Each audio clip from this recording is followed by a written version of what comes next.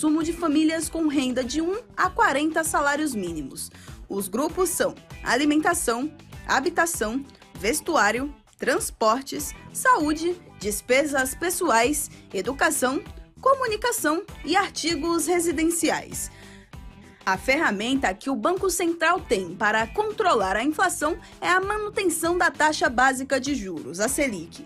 Então, em um movimento esperado, quando a inflação está mais alta, o Banco Central tende a aumentar a taxa de juros com a intenção de inibir o avanço da inflação, desacelerando o consumo e os investimentos das empresas. Mas quais são as consequências que a inflação traz para as economias? A inflação alta nunca é bom. São várias as consequências que ela traz. Entre eles, a desestimulação de investimentos, a inibição do crescimento econômico, além de aumentar o custo da dívida pública devido à taxa de juros da dívida pública ter que compensar o efeito da inflação e incluir a ele um prêmio de risco como compensação das incertezas que a inflação mais alta traz.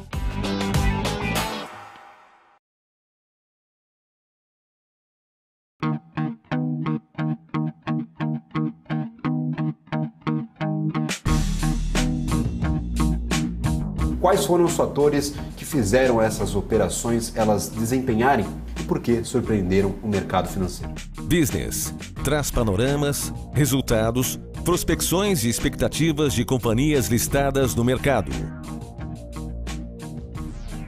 BMC News. Informação que gera valor.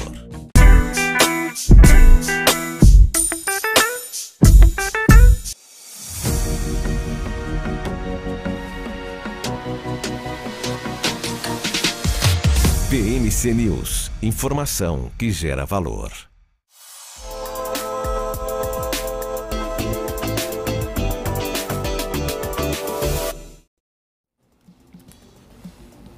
Olá, seja muito bem-vindo, muito bem-vinda ao BMC Market desta quinta-feira. Hoje é dia 20 de julho de 2023. Estamos chegando aqui com os principais destaques do mercado financeiro, tudo que está movimentando a Bolsa nesta quinta-feira, a Bolsa que está numa leve alta, 0,28%, 117.885 pontos.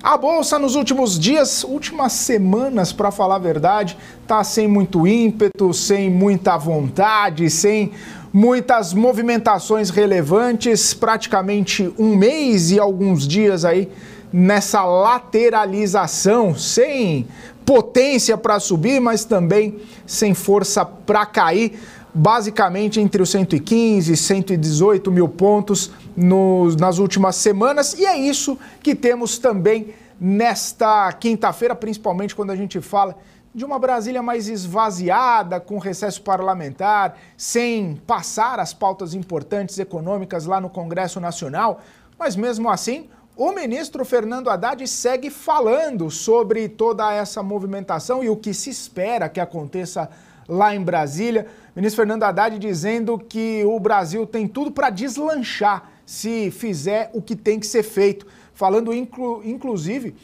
falando elogios ao Congresso Nacional, que tem tirado da frente muitas das pautas econômicas caras ao governo federal. Diz que essas pautas de interesse do governo acabaram andando bem, arcabouço fiscal, reforma tributária, taxa sobre consumo, enfim, uma série de fatores que estão ali sendo debatidos no Congresso Nacional, e isso, né, tem trazido um certo ânimo, um certo otimismo para a equipe do Ministério da Fazenda. Claro que a Fazenda ainda tem grandes desafios, junto com o Ministério do Planejamento, em relação à arrecadação e também para ajustar e fazer toda essa sintonia fina do orçamento que precisa ser encaminhado até o dia 31 de agosto, o orçamento de 2024. E justamente num ambiente onde a inflação está cedendo, os números e as previsões inflacionárias estão caindo, o governo federal tem menos espaço para gastar, já que a revisão do orçamento e a possibilidade de crescimento de despesas está totalmente atrelada com o IPCA. Bom, além de toda essa discussão mais econômica, essa discussão mais ligada à política também, a gente tem os destaques corporativos, principalmente porque hoje a gente repercute bastante Petrobras. Petrobras que teve, né, seu presidente e vários diretores em conversas com a imprensa falando que está dando certo, que está transparente, que está ok a política de preço nacional, entre aspas, abrasileirada, que a Petrobras tem, né, levado adiante essa política de preços abrasileirada, que está dando certo e que isso foi uma coisa muito importante que aconteceu na companhia. Inclusive, diz que está a cargo de discussão do Conselho de Administração para poder trazer ainda mais transparência ainda nesse mês sobre essa política de preço. Além da política de preço, também está com o Conselho de Administração as conversas sobre políticas de dividendos, já que ontem a gente repercutiu bastante essa possibilidade sobre os dividendos da Petrobras, como que ficariam, o próprio presidente Jean Paul Prat sinalizando que não teria uma mudança muito forte e muito abrupta na distribuição de dividendos, mas ele tem dito que vai fazer a divulgação de uma forma, claro, ao mercado, de uma forma mais enfática depois de toda essa discussão. E claro, né, o mercado está aguardando para saber como que vai ser essa nova política, mas claro, já deixando meio claro ali que não vai ter mudanças de 180 graus, vai ter uma leve alteração. Além disso, Petrobras, né, também está no radar, porque muita gente, ao ouvir o Jean Paul Prats falando, fica pensando nos resultados da companhia que saem na semana que vem. O que será que espera, né, esse resultado da companhia? O que a companhia vai fazer? O que a companhia vai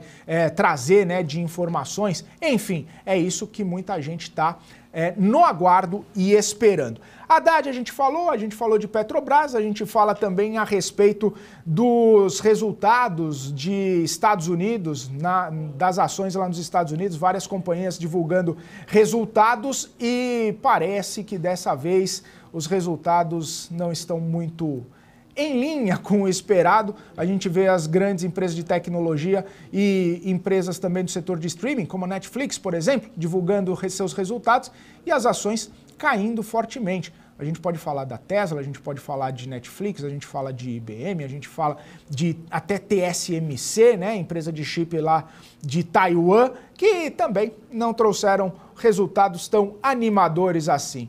E o setor tech, a gente sabe que está sustentando muitas das altas que a gente vê lá na Bolsa Americana. Será que isso vai trazer algum impacto para o S&P? Será que vai trazer algum impacto para a Nasdaq?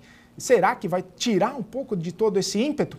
Claro que a gente vai repercutir todo esse assunto aqui e também todas as movimentações que vemos no nosso Ibovespa, porque quem já está por aqui é ele, o senhor Marco Saravalli, já está aqui conosco para bater um papo e trazer suas análises, suas visões para essas movimentações dessa quinta-feira. Saravalli, muito boa tarde, bem-vindo mais uma vez.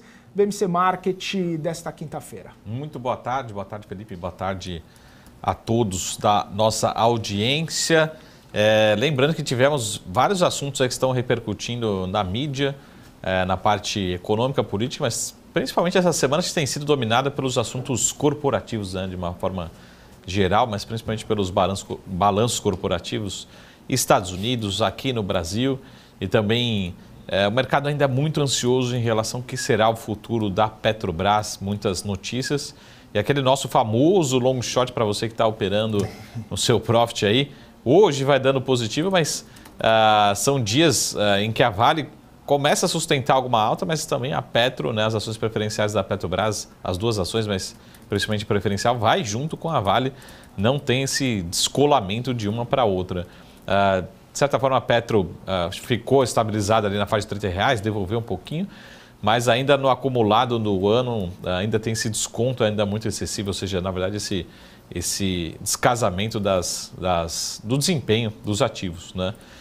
E muita gente começa a apostar, talvez, numa tendência de desvalorização, que a gente chama de short, né, Petrobras. Eu acho muito arriscado, eu acho muito cedo ainda. Por quê?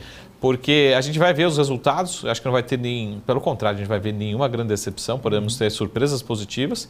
E é lógico que o grande assunto que poderia justificar talvez algum short, alguma tendência de desvalorização das ações da Petrobras, é talvez o anúncio de alguma política de dividendos, que é um dos assuntos que a gente vai debater aqui hoje, né? Falamos ontem, vamos continuar hoje particularmente. Ô Saravalli, a questão é a seguinte, está no Conselho de Administração, está em debate no Conselho de Administração da Petrobras essa possibilidade de revisão, e você acredita que deve sair alguma sinalização ou alguma informação a respeito dessa nova política antes do resultado, ou vão esperar o resultado sair para poder fazer essa divulgação? Porque se sair antes, né, até semana que vem, né? É quinta-feira, se não me engano, dia 3.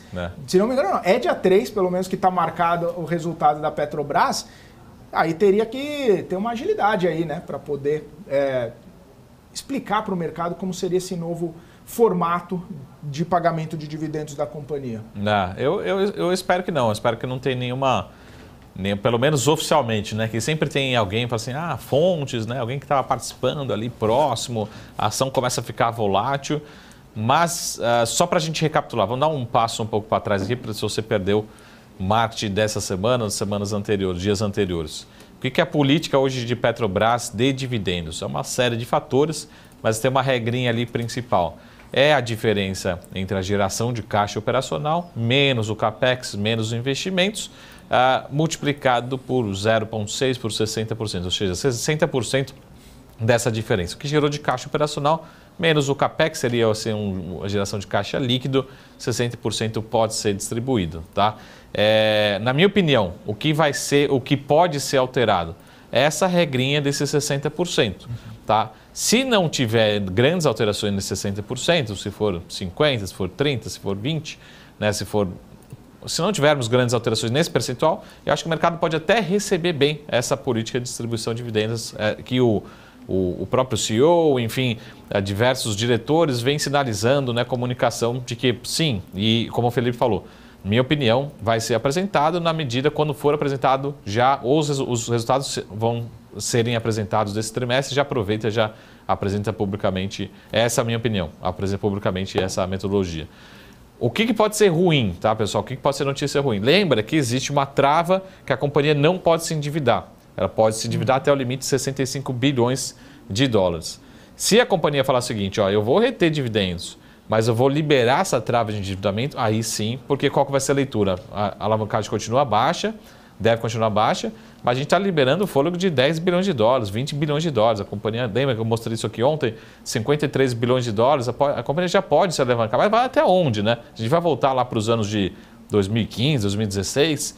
Então, minha preocupação é essa, né? Mantendo a trava do endividamento bruto, ok, o mercado deve até reagir bem, tá? A hora que chegar essa notícia.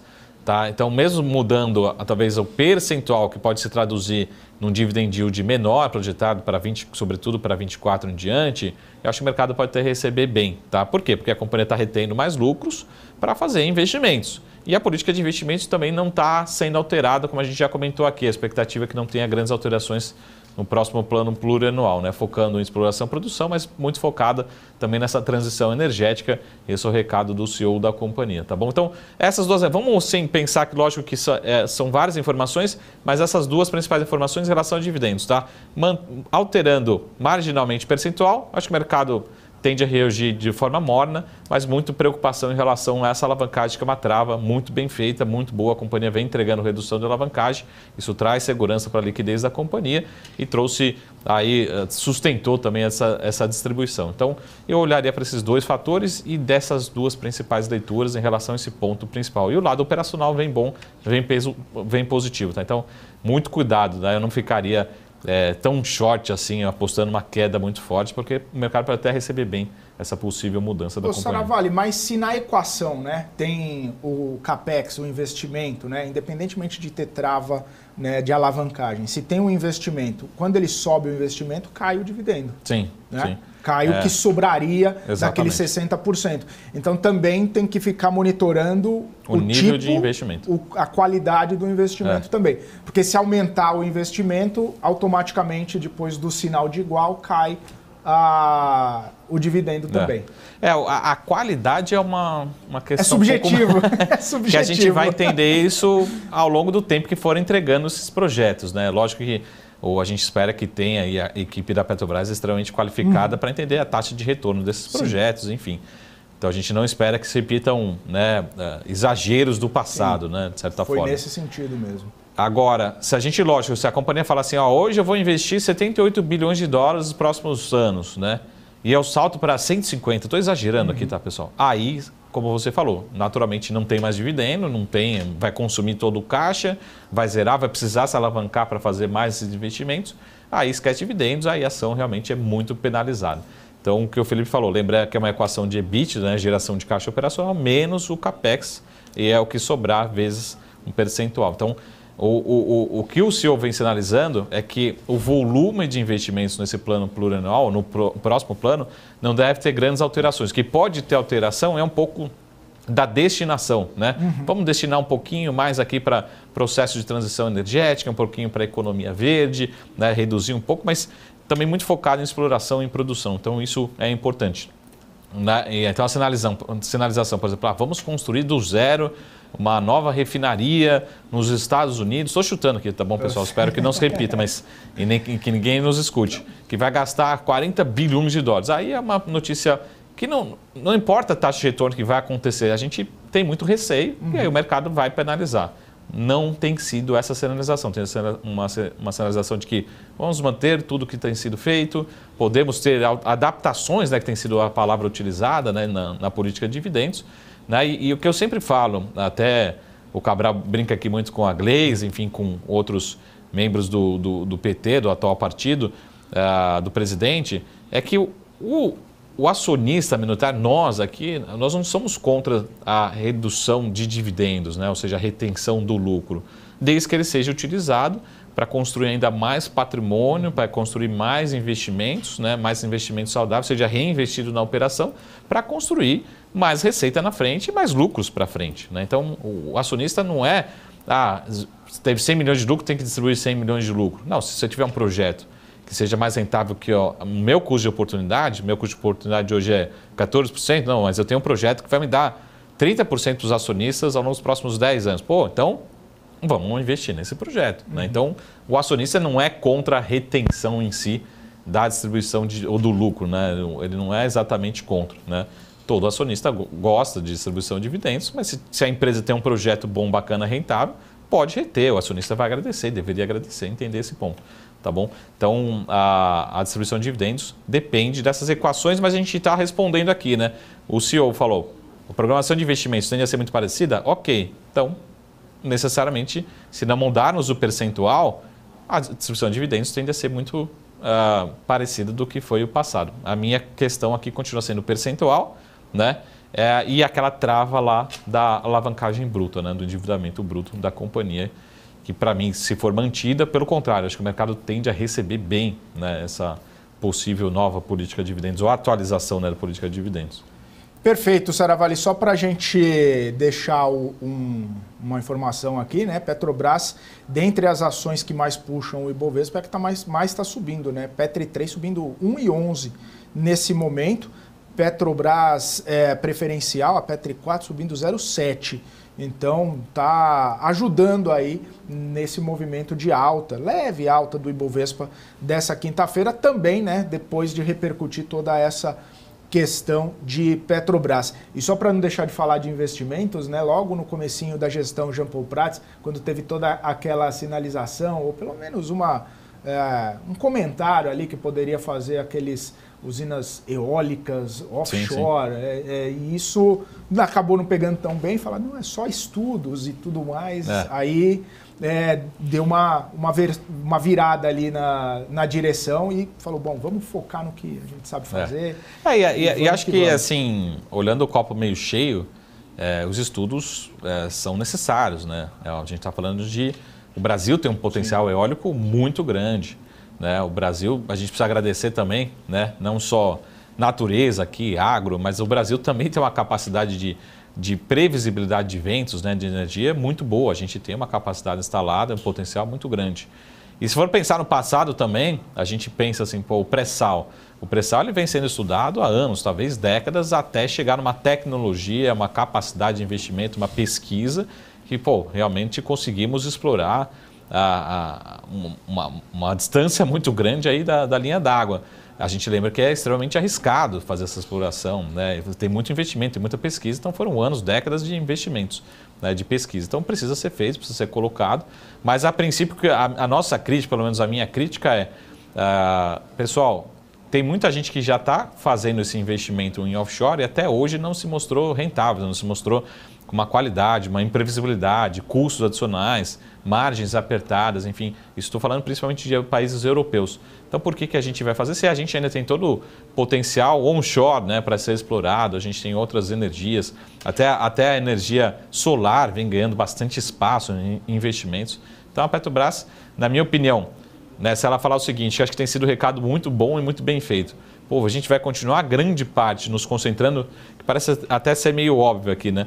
Mas nos concentrando naquilo que a gente sabe fazer bem, nosso core, nosso coração, que é a produção e exploração em águas profundas e outras profundas, o mercado continua recebendo bem. Então, notícias como, por exemplo, o que a Petrobras vai fazer, aumento de capital, participar da Braskem ou outros ativos, enfim, acho que começa a diversificar e essa é a preocupação, tá? Mas, a princípio, tudo mais constante, vamos ter mudanças, mas mudanças marginais e que podem ser até benéficas, né? Continuar uma geração de caixa muito boa, uma boa distribuição de dividendos, talvez não nos volumes nos montantes que vimos em 2022, né, para trás, principalmente em 2022, mas ainda muito saudável, né, para o investidor. Então é difícil, né? O gestor, o investidor está querendo encontrar argumentos, né, que foi desde o começo do ano, né, encontrar argumentos para ficar short, vendido, mais pessimista com essa ação e nada aconteceu, pelo menos o que vem mostrando as ações de bolsa é justamente o inverso, né? Tudo mais constante, a companhia continua sendo muito rentável, né? E reforço, né? Ouso dizer também para vocês, pessoal, que a gente tem lembram que o petróleo, né? A gente tem num patamar ainda bastante saudável. O que a gente começa a entender também, acho que talvez nesse segundo trimestre para frente, é essa nova política de preços e o efeito na sua geração de caixa, no seu fluxo de caixa, né? Vai ser marginal? Vai ser difícil de interpretar? Vai, né? Então já adianto para vocês, porque a gente não teve nenhum estresse no petróleo, mas a gente vai começar a entender um pouco também dessa atual política de preços para os acionistas da Petrobras, né? Fechado, Marcos Seravalli, mudando um pouquinho de assunto, né? Seguindo aqui com o BMC Market, falar um pouquinho e repercutir também declarações de hoje de manhã do ministro Fernando Haddad, falando que a economia vai deslanchar se for feito aquilo que precisa ser feito. O ministro disse que a economia brasileira tem a oportunidade de deslanchar, o que vai contribuir para poder elevar a arrecadação e garantir o equilíbrio fiscal. Ele comenta, né, essa possibilidade da economia deslanchar justamente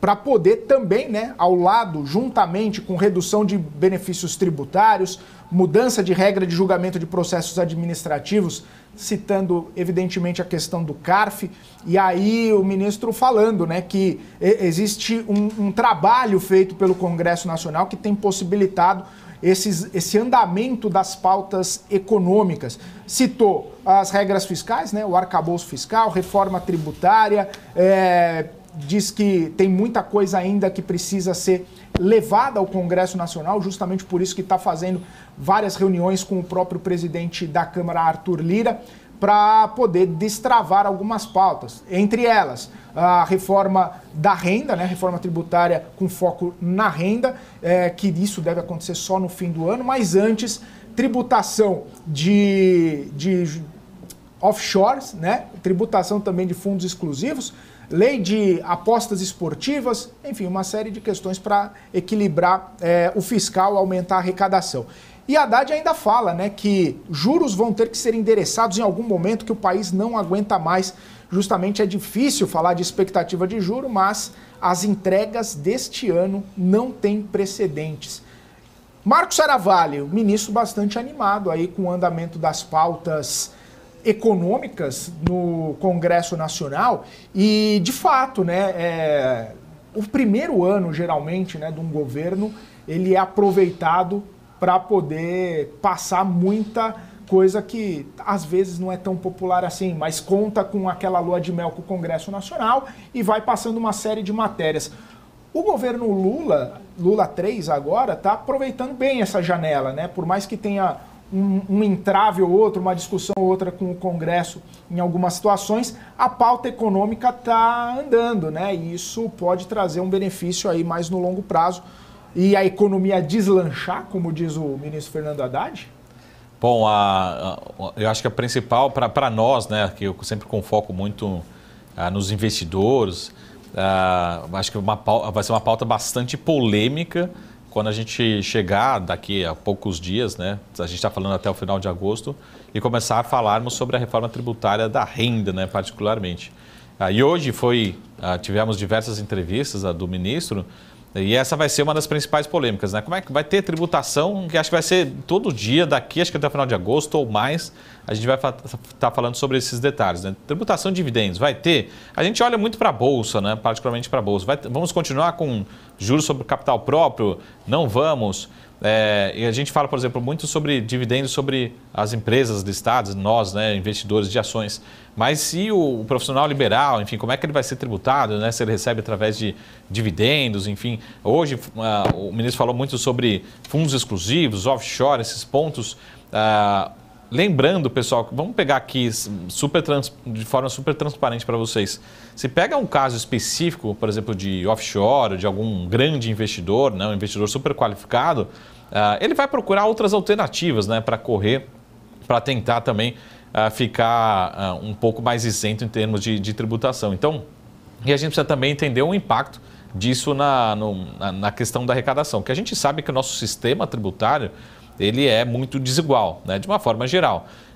Então a gente acaba tributando principalmente de uma forma nominal muito fortemente, né, as classes mais baixas, com menor renda, de uma forma muito desigual a população que tem uma renda maior. Então, se a gente buscar sempre esse movimento, né, de sermos uma metodologia mais igual, acho que ela tende a ser bem recebida. Mas quando a gente estiver falando daqui poucos dias, no mês de agosto, sobre a tributação da renda, a reforma tributária da renda, vai ser extremamente polêmica. E todo dia a gente vai ter assunto aqui sobre, Marco, e os fundos imobiliários, né? Os fundos imobiliários entram, não entram. Porque lembra, alguns meses atrás, né, o fundo imobiliário ia acabar, né? Então ia ser tributado. Aí depois não, os fundos imobiliários ficaram de fora. Dividendos, como é que ficam as empresas, né? A empresa tem uma tributação menor, mas quem paga esse imposto vai ser o acionista. Vai ser uma discussão muito grande. É lógico que a gente está falando aqui de Brasil, né? Falando de economia, mas isso vai afetar drasticamente aí a nossa tomada de decisão como investidores, né? Então a gente vai ter que olhar produto por produto.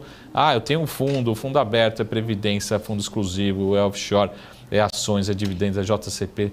Vai ser umas centenas de variáveis, tá? Que a gente, de certa forma, está sentindo menos, né? Até porque acho que está caminhando em próximos passos dessa reforma tributária em relação ao consumo, né? Consumo acho que é de uma forma mais simples, a gente tende a sentir menos. Agora, em relação a investimentos, acho que a gente vai debater muito aqui na BMC e acho que vai ser muito polêmico essa discussão aqui em relação a esses temas, né?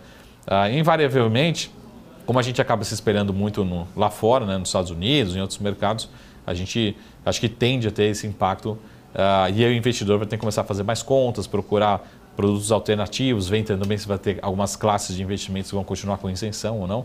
Enfim, acho que polêmicas não vão faltar, né, nessa reforma tributária em relação à renda, né, particularmente. Então, Marco, mas aí pensando nas classes de ativos e tudo mais, dependendo de como vierem essas mudanças, muda a estratégia completamente do investidor, né? Sim. Aí você pesa mais numa classe, tira um pouco mais de outra. Isso aí pode... Aí você falou, vai render bastante papo e vai render bastante trabalho para o estrategista, né? Exato. Vamos pegar aqui a classe de fundos imobiliários, que vem ganhando centenas de milhares de seguidores, de investidores, de cotistas, né, de investidores, de uma forma geral.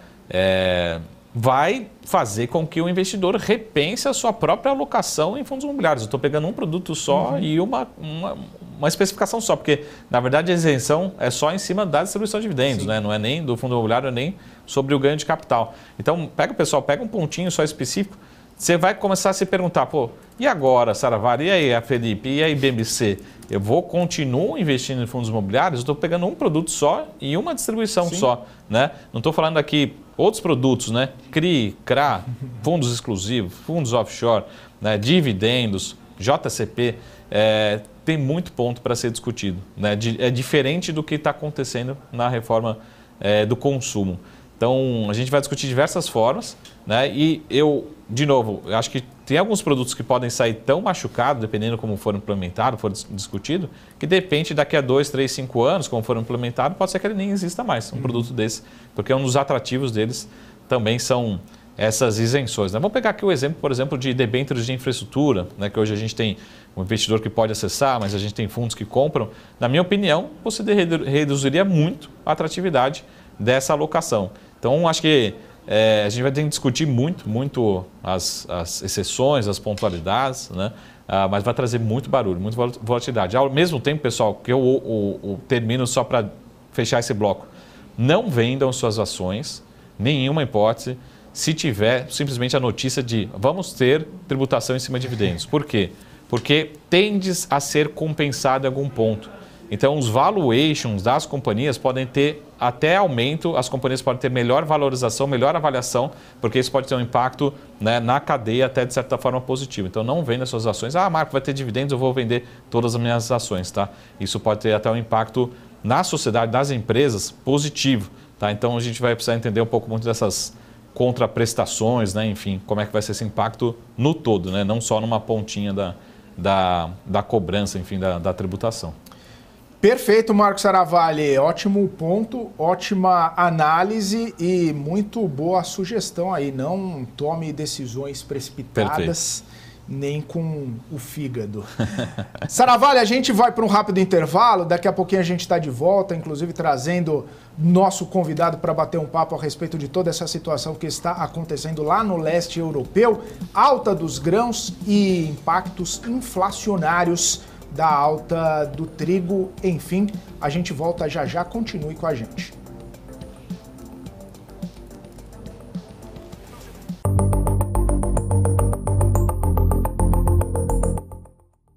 O que impacta a economia e o mercado global? Olá, muito bom dia para você que está aqui ligadinho na BMC News. Em tempo real, a abertura e a variação dos ativos na Bolsa de Valores. Notícias internacionais. Toda uma discussão aí referente à demanda chinesa. Paula Moraes e especialistas de diversas áreas te explicam os acontecimentos do dia. De segunda a sexta, às 9h30. BMC News. Informação que gera valor.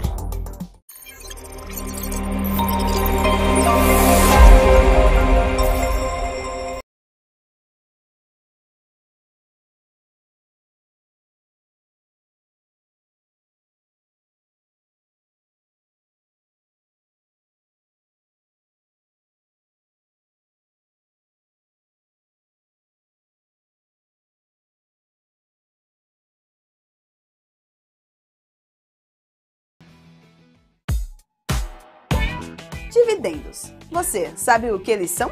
Esse é o tema do BMC Explica de hoje.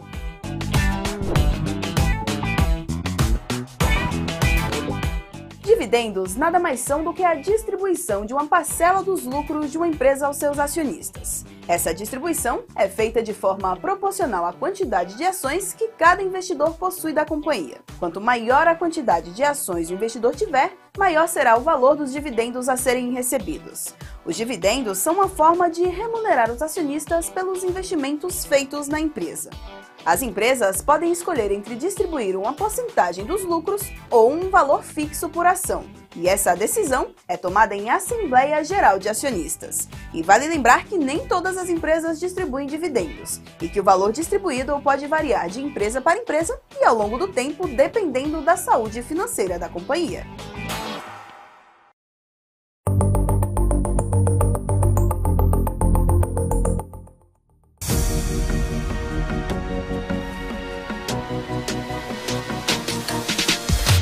BMC News, informação que gera valor.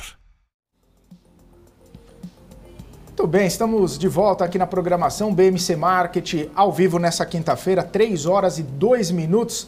Quero chamar já o nosso convidado, Ale de Lara, aqui com a gente, sócio-diretor da Pine Agronegócios, também sempre aqui com a gente. Não estou te ouvindo. O Ale de Lara não está me ouvindo. Assim agora sim. Agora está me ouvindo, aí sim. Eu estava falando que o grande Ale Delara está aqui conosco, participando do BMC Market mais uma vez, e é sempre um prazer, viu, Ale? Boa tarde para você. Obrigado, Felipe. Boa tarde, Mara. Boa tarde. Ale, toda essa situação, né, que a gente está vendo lá no leste europeu, primeiramente a saída da Rússia, né, a suspensão daquele corredor humanitário para escoamento de grãos pelos portos ucranianos, e aí posteriormente uma série de ataques, que inclusive hoje completou o 3º dia consecutivo de ataques lá na Ucrânia, em portos ucranianos, toneladas e toneladas de grãos sendo destruídos. Queria saber como que você avalia essa situação, quais são os reais impactos que a gente pode sentir, né, com toda essa movimentação. Olhando nas bolsas, o trigo já disparou, né, mais de 10%, 13% ao longo dos últimos dias, alguns outros grãos também tendo uma pressão bastante forte. Qual o saldo disso, Ale? O que a gente tem que monitorar de toda essa situação? Felipe, são vários problemas que essa saída da Rússia e esses ataques, e além dos ataques, tem uma outra informação que talvez seja mais sensível ainda ao comércio da região, que foi a ameaça russa de que os navios que forem operar nos portos ucranianos terão como entendimento o transporte de armamento militar. Então, basicamente, a Rússia diz, se você enviar um navio para lá, eu vou atacar essa embarcação. Então, isso, ele aumenta, ele potencializa o problema. Desde a assinatura do acordo lá em junho do ano passado, foi intermediado pelo Erdogan da Turquia e pela ONU, a Ucrânia conseguiu exportar 32 milhões de toneladas de alimentos. E aí inclui trigo, inclui milho, inclui semente de girassol, óleo de girassol e alguns outros produtos. Então, é uma oferta muito importante que chegava no mercado. Quando começou-se a ventilar a possibilidade da Rússia sair desse acordo, e isso já vinha antes da última renovação por 60 dias, havia até uma proposta da Turquia de que ela faria a segurança das embarcações operando principalmente no porto de Odessa para garantir que os embarques continuassem, que o fluxo de commodities continuasse. E agora, com essa ameaça russa, esse fluxo tende a ficar 100% interrompido. Então, essa oferta que aconteceu no último ano de 32 milhões de toneladas, ela basicamente deixa de existir. Porque a Ucrânia pode tentar exportar por via terrestre para a Romênia, descendo ali pelo delta do rio Danúbio, pelo próprio Mar Negro, ou subindo via terrestre para sair pelo porto da Polônia, lá no Mar do Norte. Mas a capacidade operacional logística ela é muito limitada.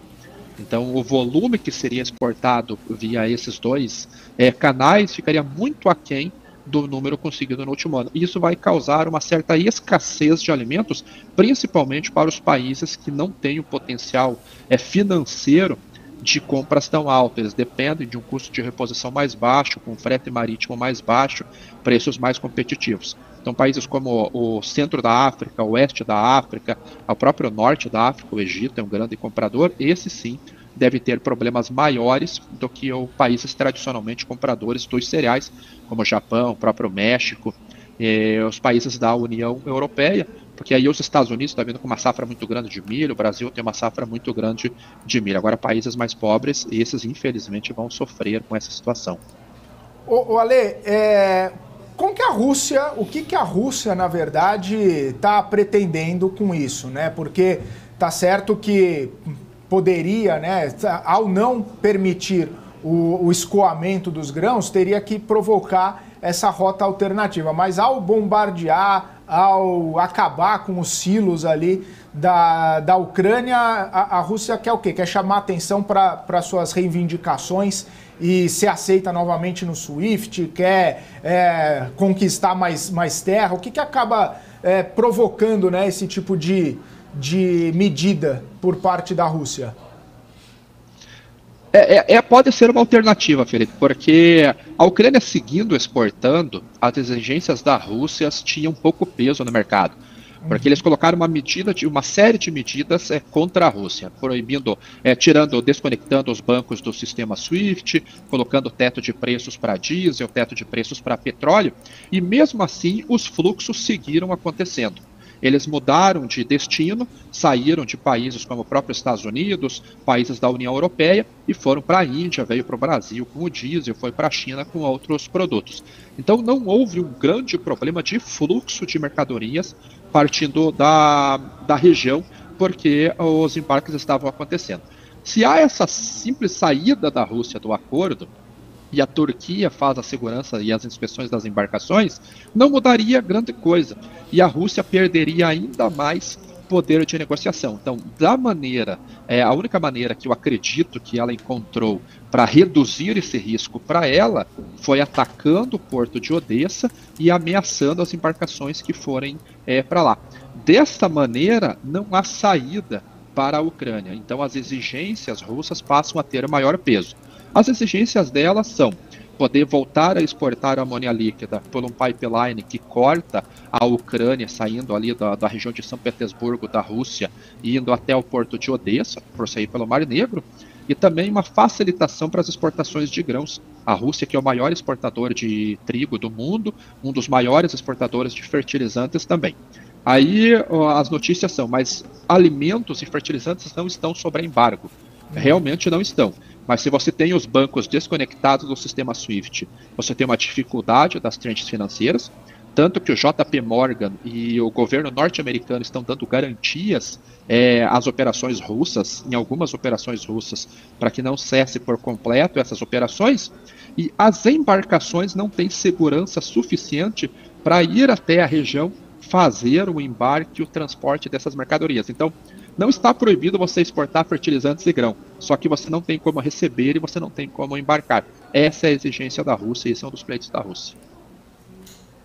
Perfeito. Muito bom. Ale, muito boa tarde. Acho que a pergunta aqui é como o Brasil ele sempre pode ser impactado no sentido que a gente tem de um lado exportadores, enfim, produtores, agricultores, mas por outro lado a gente tem também um mercado consumidor, né?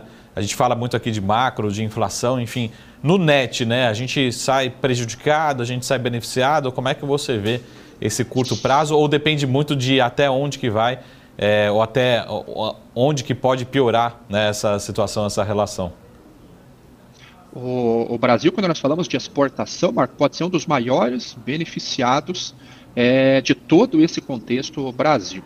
Um exemplo é o que está acontecendo exatamente com o milho agora. Nós temos a formação de preços do milho aqui no Brasil através da paridade de exportação nesse segundo semestre, que é uma composição de cotações na Bolsa de Chicago, mais prêmios de exportação e a taxa de câmbio e a logística. Normalmente, em entradas de safra, você começa a ter um aumento dessa oferta, os preços tendem a cair, esse é o funcionamento básico do mercado. E os preços no Brasil, o referencial que refere-se a essa realidade nossa de aumento de oferta, são os prêmios de exportação.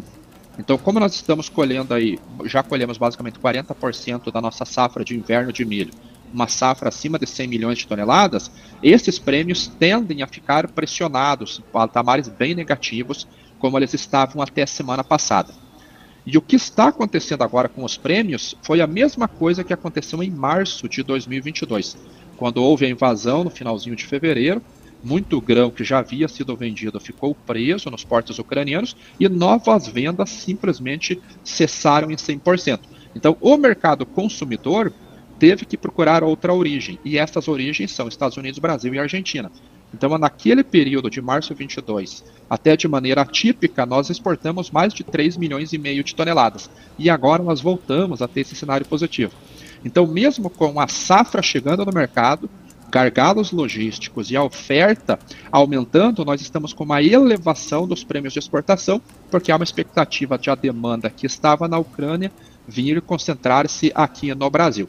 Então nós pegamos um cenário onde Chicago tem subido, também devido a essa questão do Mar Negro, mas também através da volatilidade do mercado climático nos Estados Unidos, que tem uma expectativa de piora. Então pegamos Chicago para cima e prêmios para cima. O resultado é uma melhora nos preços de exportação do milho brasileiro, em torno de 10 a 15 reais por tonelada. Para o produtor não refletiu, porque o basis regional está pressionado pela logística. Mas no médio prazo, ou seja, de outubro, novembro para frente, a gente pode ter preços melhores para o cereal brasileiro se essa condição no Mar Negro persistir até lá. O Ale, o Felipe já está acostumado aqui que eu costumo fazer um movimento de cavalo de pau, mudar completamente de assunto. Né? E aí eu queria fazer uma consultoria contigo. A gente teve recentemente a apresentação do Plano Safra, e aí eu queria pegar um ponto específico que é a parte de silos, né, de armazenagem. A gente sabe publicamente que a gente tem um déficit muito grande no Brasil, mas eu queria entender contigo por que o agricultor, enfim, a gente não tem essa cultura de armazenagem, pelo menos escutando, e você que está muito mais próximo, né, a gente não tem essa cultura, né, diferentemente de Europa, até no caso aqui da Ucrânia, a gente fala, atacou o silo. Aqui no Brasil a gente não tem nem silo para atacar porque não existe, né? Eles não existem praticamente, a gente sempre tem esse déficit, né? Será que agora com esse plano safra a gente vai ter aumento de demanda, vão colocar investimentos em silo, ou o Brasil ainda vai continuar com esse déficit, particularmente porque é uma questão cultural, enfim, entender um pouco da aceitação desse plano safra, mas especificamente para essa parte de armazenagem? Vai ser uma mistura de vários assuntos, Marco. Primeiro é cultural, porque o Brasil, hoje, somos considerados o celeiro do mundo, o maior exportador agrícola do mundo, o quarto maior produtor agrícola do mundo, atrás dos Estados Unidos, China e Índia. E o Brasil é o quarto, mas o nosso superávit em relação ao nosso consumo é muito grande, por isso que nós conseguimos exportar uma grande quantidade de alimentos. Então, essas super safras, elas começaram a acontecer num período há pouco tempo. Não faz 15 anos que o Brasil é um gigante na produção. Para vocês terem uma ideia, o Brasil é um grande exportador de milho há apenas 4 anos. Nós ultrapassamos os Estados Unidos na produção e exportação de soja há 6 anos atrás. No trigo, nós somos importadores ainda. No algodão, agora que nós estamos nos posicionando ali entre o terceiro e o quarto. E aí, commodities que nós tradicionalmente somos grandes, como o açúcar, como o café, como o suco de laranja, a estrutura que existe hoje, ela é basicamente industrial. Ela não é de produtor, mas é de usinas de açúcar, terminais especializados das grandes tradings, e o do café também, são cooperativas como a Coa Chupé, e são as grandes tradings que operam aqui no Brasil. E um problema no Brasil é o custo do dinheiro. Então, quando um produtor vai fazer o cálculo da rentabilidade que ele consegue sobre o ativo, o ROA dele, ele vai ver que não compensa ele investir alguns milhões de reais para construir um silo, porque o ganho que ele tem na margem de negociação, no poder de negociação, é muito baixo em relação ao investimento. O Plano Safra, ele trouxe lá no PCA, o plano de construção de silos, 82% de volume de dinheiro maior em relação ao ano passado, mas é um volume de dinheiro relativamente curto. E quem tem o benefício maior do subsídio não tem capacidade financeira de tomada desse crédito para investimento. Ele pega o crédito para custeio e aí compromete a renda dele. Então, são várias coisas que acabam culminando numa falta de armazenagem aqui no Brasil. E tradicionalmente o brasileiro aprendeu a ser muito ágil na sua comercialização. Então, existiam os contratos de soja verde, que eram muito usuais até antes da pandemia. Então, a gente já sai com a safra com um grande percentual vendido. Quando veio a pandemia, os preços da safra, da entrada da safra, começaram a ficar melhores do que os preços de pré-safra. Então, os produtores deixaram de comercializar de maneira antecipada e seguraram a comercialização para tentar pegar esses preços melhores. Agora, esse período de pandemia, ele já passou, a logística já começou a voltar ao normal, e essa grande quantidade de produto disponível para comercializar na entrada da safra é o que tem causado os gargalos logísticos. E aí nós vemos esses armazéns abarrotados de produtos, e aí o produtor acaba sendo penalizado no preço por não ter aonde vender o seu produto até que aquilo que já está lá seja escoado. Então é uma questão cultural, uma questão estratégica e uma questão principalmente de juros muito altos aqui no nosso país. Ale, deixa eu só também trocar novamente de assunto, aproveitar aqui a consultoria. Eu queria só entender com você sobre o setor sucroalcooleiro, mas menos açúcar e mais álcool, né? Lembrando que a gente tem dentro dessas componentes, acho que 2 notícias aqui, e pedir para você complementar com outras notícias relevantes recentes. Mas essa política de preços, como é que fica o política de preços da Petrobras particularmente, como é que isso pode ajudar ou atrapalhar o setor e particularmente também o percentual, né? Existe essa possibilidade em relação à participação do etanol na gasolina, como é que isso também pode beneficiar o setor particularmente? Enfim, acho que muita gente voltando a olhar, pelo menos aqui no mercado de capitais, com muita atenção o setor, né, dentro de todas essas notícias. Sim, esse vai ser um ponto bem sensível também, Marco, porque o setor sucroenergético ele já se mostrava com grande potencial de valorização desde o ano passado. Acho que nós conversamos até na BMC, olha, esse vai ser um ano muito bom, primeiro semestre, para o setor, porque há um déficit de açúcar, consequentemente o preço deve subir e ele leva na carona o etanol devido ao mix de produção das usinas. Esse fato realmente aconteceu. Açúcar registrou máximas ali de muitos anos e o etanol talvez não tenha subido tanto porque os preços de etanol dependem do preço da gasolina.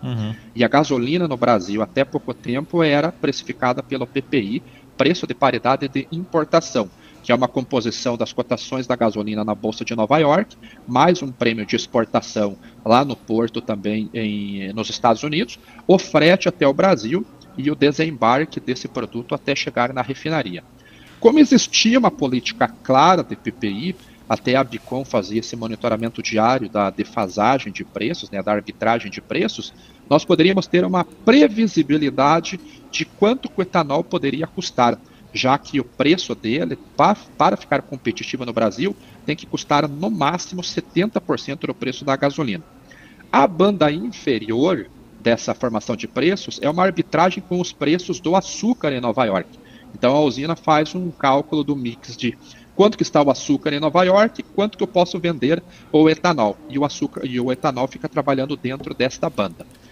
Se você altera a formação de preço da gasolina e ele fica a critério do governo de estabelecer esse preço, você perde essa previsibilidade, essa arbitragem do preço do etanol com o preço da gasolina. Aí você começa a olhar para a arbitragem com o preço do açúcar. Se o açúcar ele tem uma rentabilidade melhor para a usina, e hoje 8 centavos de dólar por libra-peso mais favorável para o açúcar, você deixa de ter uma parte de produção do etanol, porque além do mercado ficar mais arriscado, ele é menos lucrativo. Então, se o governo traz uma formação de preço que seja clara, uma regra e tenha a possibilidade de você ter essa previsibilidade, aí o setor de energia, de etanol, pode ter um melhor planejamento do que fazer. Algo que deveria ganhar, deveria mudar a política no Brasil é a política dos CBIOS. Os CBIOS eles são similares aos RNs nos Estados Unidos.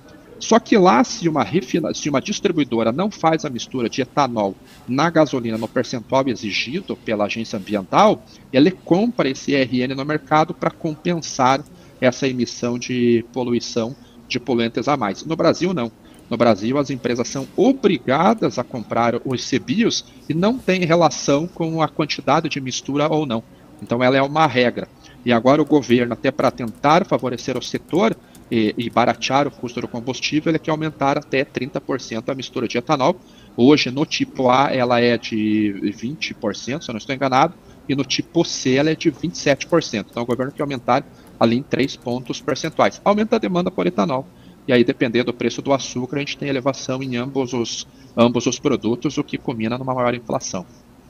Boa. O Ale, ainda nesse sentido e nesse setor também, estava até pesquisando aqui alguns produtores de açúcar e eu queria entender se isso pode acabar ajudando o Brasil também, porque está tendo o fenômeno do El Niño, né, impactando muito vários países. E aí eu vi, inclusive, que a China é também uma grande produtora e pode sofrer alguns impactos. Esse movimento do El Niño causando seca lá, menor produção, pode também acabar trazendo esse impacto de açúcar para cima aqui no Brasil. Claro que é negociado em bolsas internacionais, mas aqui no Brasil isso pode trazer uma consequência positiva, esse fenômeno também?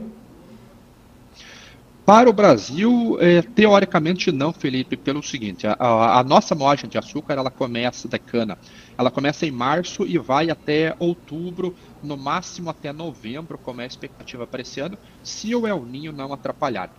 E o segundo player que importa muito é a Índia. E esse sim, a temporada indiana começa no dia 1º de outubro, e nesse momento estão acontecendo as chuvas de monções, em julho, agosto e setembro, que é o que vai definir o potencial produtivo dos canaviais por lá.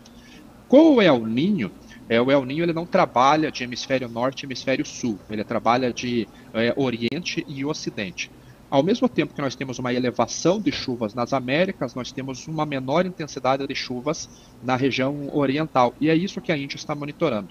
Então as chuvas estão acontecendo, mas nas regiões produtoras dos canaviais ela está abaixo do ideal. Então isso deve reduzir o potencial produtivo de açúcar, o ATR, por lá. Ano passado, a Índia já trouxe cotas de exportação muito menores do que a temporada anterior e menores do que a expectativa do mercado. Ela exportou em torno de 6,3 milhões de toneladas. A expectativa é que era esse ano, se essas chuvas de monções vierem no volume adequado, a gente já possa voltar exportar entre 10 e 11 milhões de toneladas. Se ela conseguir exportar esse volume, aquele déficit que começou em 1º de outubro do ano passado, ele deixaria de existir e os preços tenderiam a cair. Então esse é um cenário que começa no finalzinho do segundo semestre, no geral, né? Finalzinho do segundo semestre. Aqui no Brasil, nós estamos em plena safra.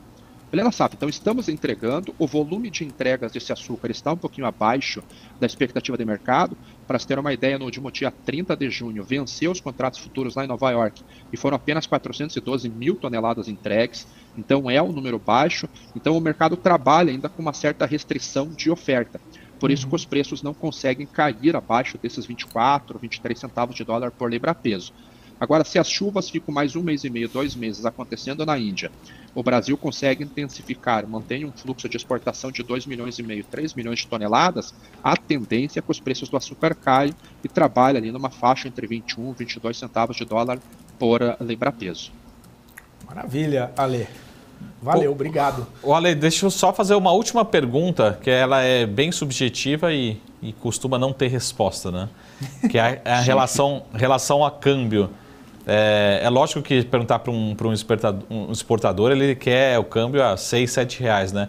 Mas como é que está a reação dos agricultores, exportadores, que você tem acesso mais próximos, em relação a esse câmbio? E parece que é uma tendência global, né? Não só do real, dessa tendência de valorização do real, mas o consenso desses últimos 2 meses, talvez para os próximos 2 meses, é que mantenha-se uma desvalorização do dólar, né? Como é que você tem visto isso em relação aos agricultores, né? Então, a preocupação em relação à moeda, né? Em relação à rentabilidade. Essa é uma preocupação e foi o que ajudou na queda dos preços das commodities nesse início de ano. A gente começou o ano ali com o dólar a 5,5, 5,10 e na entrada da nossa safra em março ele já veio abaixo de R$5 e agora ele está trabalhando na faixa de 4,80 já há alguns dias. Então esta é uma preocupação. A recomendação que nós estamos dando para os produtores que são os nossos clientes é olhar se não está valendo a pena fazer a fixação de preços à venda antecipada já, ou pelo menos travando o dólar, porque como você faz uma venda lá na frente para entregar em março, abril, maio do ano que vem, você consegue aproveitar o carrego da taxa de câmbio. Então aqui no spot hoje está 4,79, para março você consegue fixar a 4,95, 4,96. Esta pode ser uma alternativa de gestão de risco para você aproveitar esse carrego. Tradicionalmente, em anos normais, você tem a taxa de câmbio no final de ano um pouquinho mais alta do que no primeiro semestre devido ao envio de dividendos e isso um pouco de saída de capital.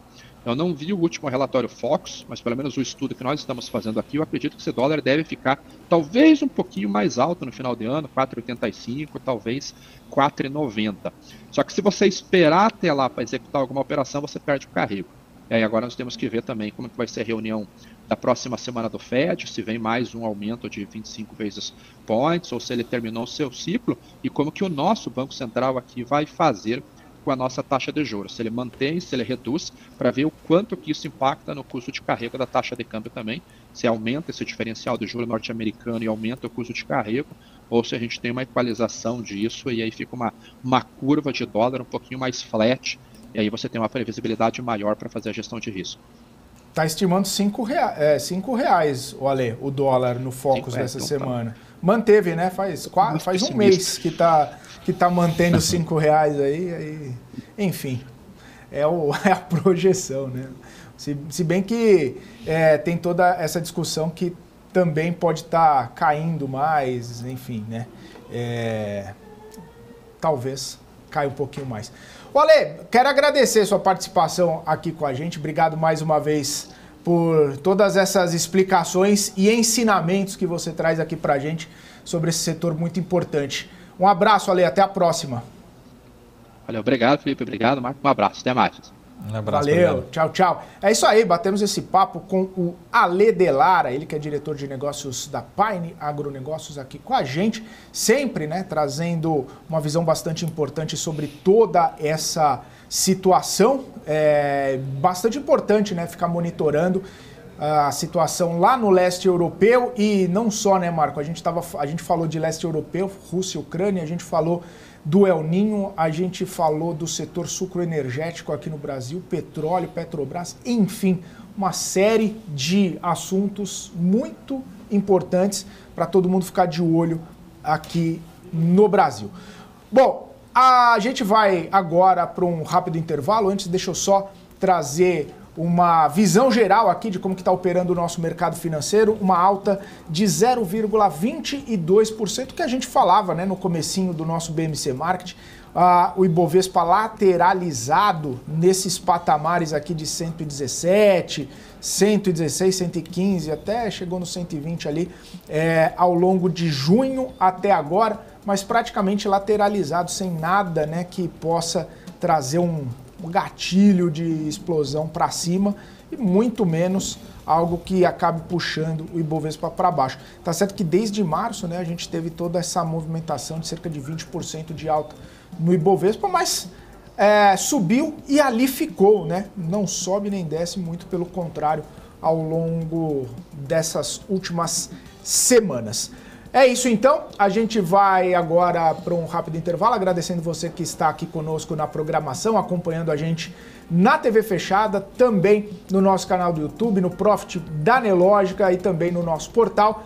Continue com a gente, porque o BMC Market vai voltar daqui a pouquinho com muitos temas importantes, inclusive sobre uma pesquisa da XP sobre o apetite dos investidores ao risco, e é isso que a gente vai falar daqui a pouquinho depois do nosso intervalo. Continue com a gente.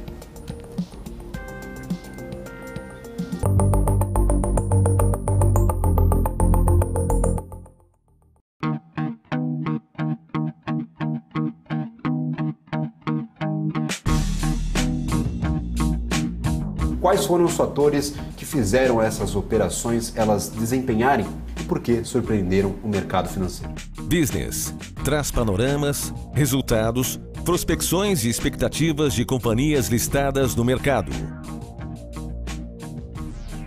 BMC News. Informação que gera valor.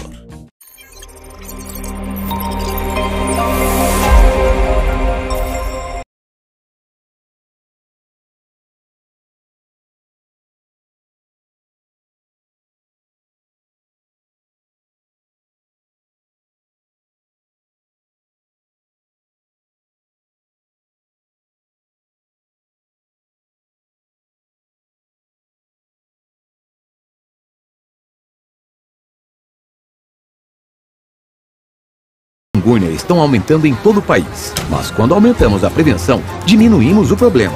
Quando aumentamos a informação, diminuímos os focos. Quando aumentamos a atenção, diminuímos o risco de mortes. Em caso de febre, dor de cabeça, dores no corpo e nas articulações, coceira e manchas na pele, procure uma unidade básica de saúde. Quando aumentamos os cuidados, diminuímos os riscos. Brasil unido contra a dengue, zika e chikungunya. Ministério da Saúde, Brasil, União e Reconstrução, Governo Federal. O que acontece no mercado financeiro no Brasil e no mundo está na BMC News. São 24 horas de programação para ajudar o investidor na melhor tomada de decisão. Independência e jornalismo sério. Não estamos plugados em nenhuma instituição financeira. Isso nos dá liberdade de levar a informação sem nenhum viés e sem conflitos de interesse. Ser a ponte entre as notícias, empresas, especialistas e os investidores.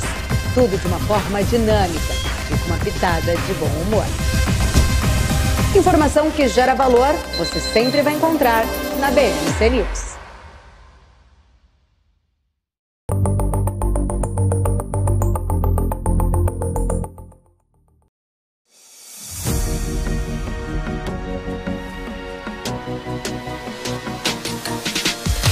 BMC News, informação que gera valor.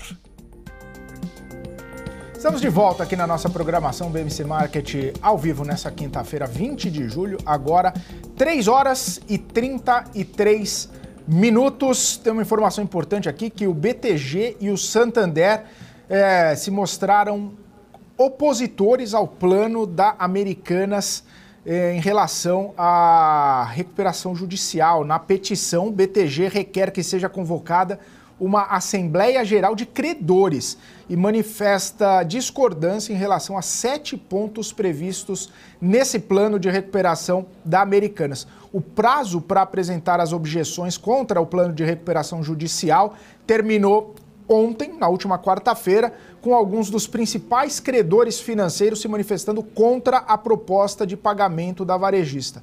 Além do BTG e também do Santander, outras 30 gestoras e fundos de investimento protocolaram ordem de objeção na Justiça. A vida não está muito fácil para Americanas, que inclusive protocolou esse pedido, né? Tem esse pedido de recuperação judicial. Só para a gente lembrar, a BTG tem cerca de 3 bilhões e meio, Santander mais 3 bilhões e meio para receber da varejista, e a varejista tentando, né, fazer um acordo com os credores, propondo um plano de recuperação judicial para tentar quitar essas dívidas, mas os principais credores da varejista não aceitaram essa proposta, né? O Marcos Saravalli, Americanas tentando fazer um plano aí de recuperação judicial. O que pode acontecer daqui para frente, né? Se o BTG, o Santander e outros credores não aceitarem esse plano, essa proposta, e já manifestaram objeções, para tudo, a justiça para, vamos sentar para tentar chegar num denominador comum, ou faz alguma outra movimentação lá? Primeiro eu fico imaginando como é que está todo esse processo, né, de reestruturação. Eu já participei de uma renegociação de uma dívida, particularmente de uma companhia de capital aberto, na parte de crédito, né? E é algo extremamente complexo, porque é difícil realmente você chegar num acordo, né? Um consenso entre os credores. Agora, o que também é relativamente comum, pessoal, acontecer, a gente já viu várias empresas, os próprios credores se tornarem acionistas. Então, como você fala, não, minha parcela é 10 bilhões de lá, que eu tinha emprestado 5 bilhões de reais, eu quero que transforme isso correspondente a X quantidade de ações, né? Mas, a princípio, eu acho que não é o interesse dos bancos, do BTG e do Santander, se tornarem acionistas pouco provável da Americanas. Então, essa é uma solução relativamente comum, mas o que a gente entende está praticamente descartado. Eles não têm interesse.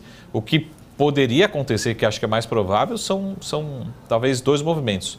Mas o que os atuais controladores, acionistas, vão precisar fazer, talvez, é sinalizar novos aumentos de capital, né, novas injeções, às vezes até em contas separadas, provisionadas, para atender os credores. Senão a gente não vai chegar numa solução e parece que não estamos tão próximos aí de uma solução.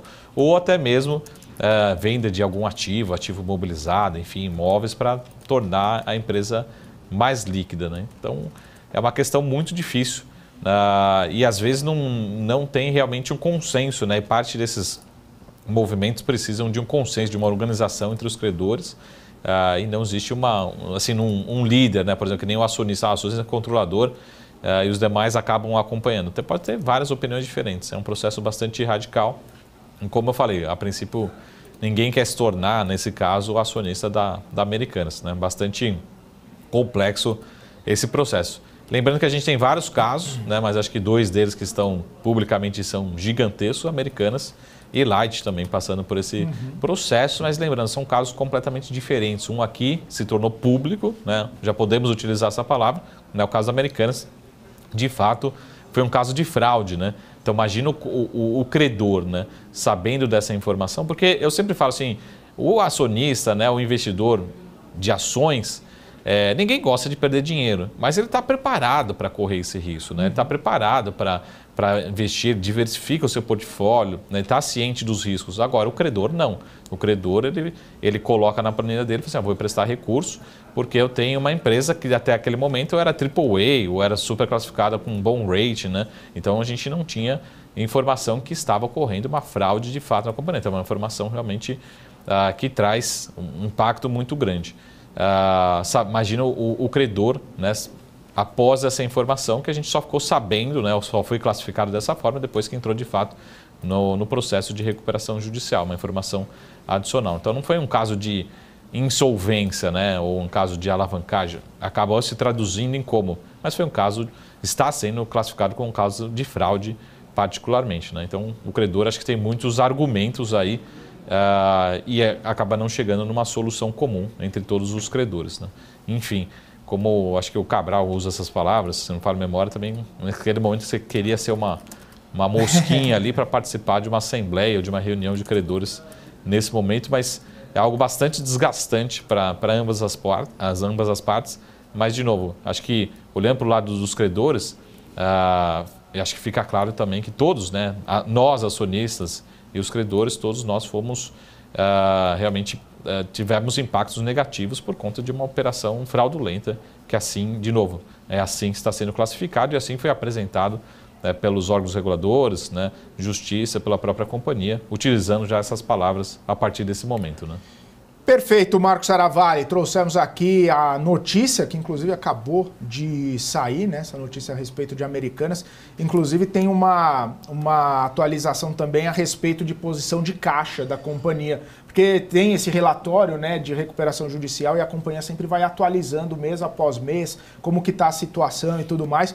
O caixa da Americanas subiu 18% em junho em comparação a maio. Agora tem 1 bilhão e 800 milhões. Parece um número interessante, parece um crescimento, parece um número alto, mas na comparação com o caixa da companhia, quando estava em janeiro, né, a companhia tinha mais de 4 bilhões em caixa. Então ficou aí mais de 50% de queda no caixa da companhia, antes de toda aquela situação envolvendo a fraude, em janeiro, 11 de janeiro, quando foi divulgado, até agora, em junho, já caiu praticamente 60% do caixa da companhia. Mas está tentando se recuperar, está fazendo algumas movimentações ali para tentar, né, voltar. Só lembrando que a Americanas agora, só para trazer aqui a informação, caindo 0,9%, viu, Sarabai? Negociada R$ 1,11. R$ 1,11.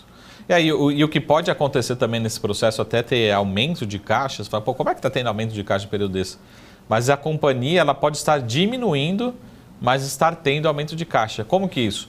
Como é uma empresa varejista, provavelmente ela pode estar vendendo estoques de 6 meses, 1 ano atrás, está vendendo estoque agora, vai faturando, vai entrando no caixa, só que ela não está repondo, ou seja, é uma companhia que está diminuindo de tamanho. Provavelmente, quando a gente olha no impacto só do caixa, esse pode ser um dos fatores, né? Até mandar um abraço do time aqui do Switcher também, que acabou talvez impactando aí nesse caixa, né? Também consumindo aqui, né?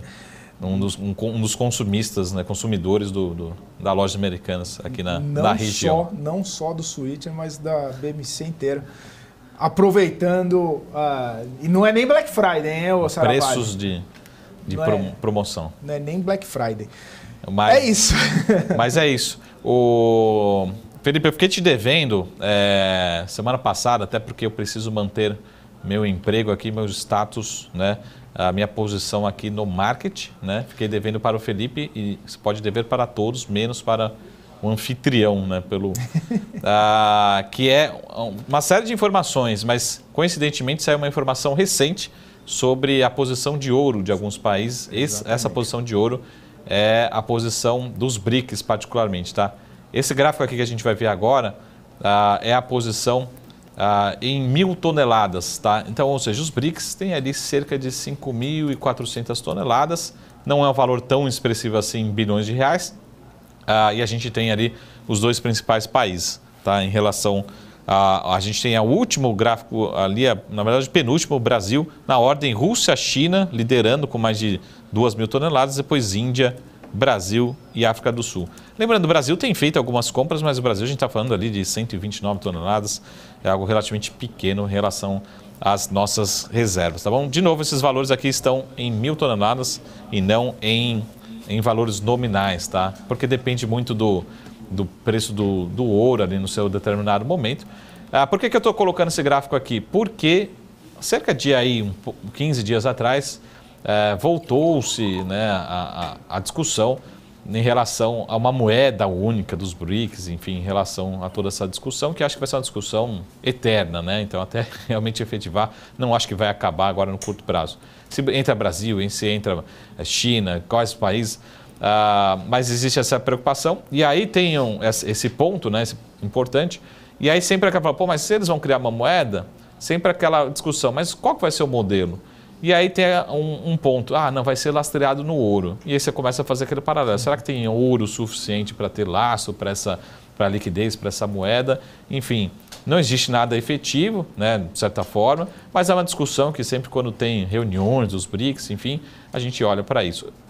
Na minha opinião, acho que esse lastro em ouro é muito mais uma proteção da Rússia, uma proteção da China, e aí começam as especulações também que talvez a China estivesse diminuindo um pouco suas posições em títulos da dívida americana, lembrando que a China é um dos grandes financiadores da dívida americana, e aumentando aos poucos, né, fazendo esse swap, essa troca marginalmente para posições em ouro, né, até para construir sua moeda ou para outros motivos de proteção, né? Então a verdade é que é um volume, de certa forma, grande, né? Mas não é algo radical, são reservas naturais, reservas internacionais, e a próprio estado da Rússia particularmente, né? Ela vai se proteger aonde? Ela vai comprar dólar, né? Não faz muito sentido. Não vai financiar os Estados Unidos? Não vai comprar ouro. Então, naturalmente, a Rússia tem a maior posição entre os BRICS aqui listados, né? Entre os 5 que formam essas letras, né? essa construção dessa palavra. Então, Rússia e China, o Brasil tem a posição, é pequena, comprou um pouquinho recentemente, e tem essa discussão, né, de que estariam montando para a construção dessa moeda comum, né? Vamos acompanhar os próximos passos aqui, e a gente está falando, reforçando, somado entre os 5 players aqui, os 5 países, cerca de 5.400 toneladas, né? E aí, eu acho que não é tão expressivo assim, né, em relação ao tamanho dos países, em relação ao tamanho, ao valor financeiro, né, dessas reservas em ouro. Grande Marco Saravalli. E tem um movimento também, né? Você comentou especificamente dos BRICS nesse gráfico aqui que você trouxe, né? E falando sobre, poxa, Rússia, China não vão se financiar com os Estados Unidos, mas também teve um movimento de Banco Central comprando ouro recentemente, né? Muito Banco Central fazendo esses investimentos em ouro, também tentando se proteger de alguma turbulência. A gente viu esse movimento mais perto ali da quebradeira dos bancos nos Estados Unidos, um pouquinho depois, quando ainda tinha muito essa discussão a respeito de pico de inflação ou pico de taxa de juros, se isso continuaria, né, essa possibilidade dos bancos centrais continuarem um movimento um pouco mais agressivo de trazer uma turbulência na economia dos países. A gente via os bancos centrais expandindo um pouco suas reservas de ouro, né? Então, não só os países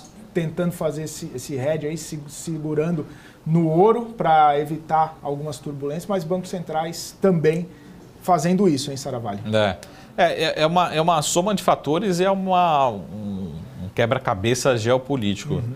E acho que uma consequência disso, né, acho que o Brasil pode até sair beneficiado, por exemplo, a gente consegue ver todo esse movimento de aproximação ou de reaproximação da Europa em relação à América Latina. A gente viu um movimento nessas últimas décadas, últimos anos, muito forte da China fazendo investimentos bilionários, principalmente em logística, na Ásia, enfim, diversos países, para atender o seu mercado.